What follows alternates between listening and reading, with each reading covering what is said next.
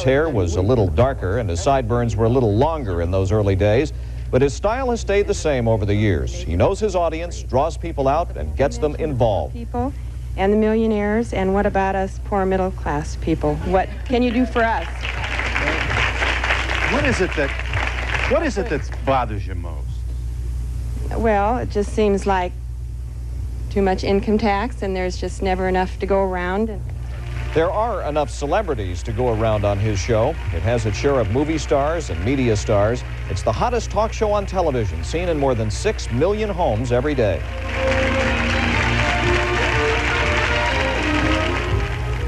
There usually is one guest or issue per show, and the audience always gets equal time. Every subject you can think of has been done, some would say, from the sublime to the ridiculous.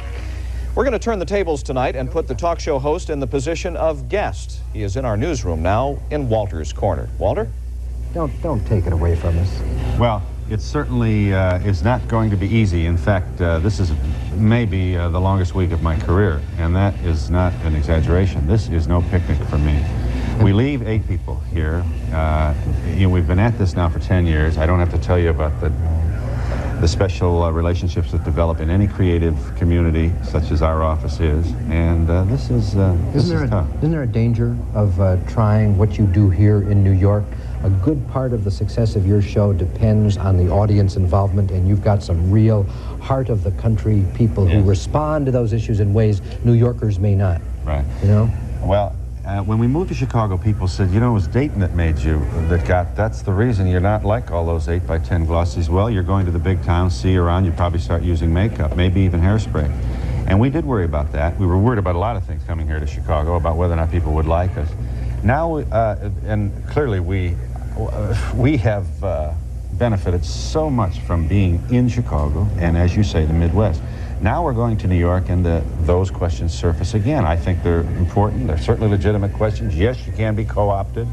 Yes, it's possible to just answer the phone in our place now, because the show does sell a lot of tickets and books. Are you going to do it the same way? Well, the show, we will be able to deliver the show more immediately to our cities. As you know, we are on a 1, 2, 3, all the way up to 5 weeks delay in some markets. That's the way syndication But how about the nature of the show? How about you and the audience? And what are you going to do with those New York hippies? Who aren't going to... Walter, you don't know yet. No, I tell you, it's the first question everybody asks me. I think there is this notion that we're going to go to New York, and we're going to have a lot of people in the audience that talk like cab drivers, you know, and Jimmy Breslin. I think that's a little bit exaggerated. I am certainly, if I'm wrong, you're going to know it immediately, and I guess I lose this bet.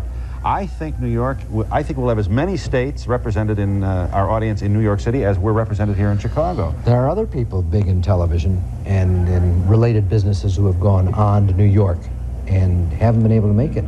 Well, not because New York is so difficult, but because there's a sense of resentment. Yeah.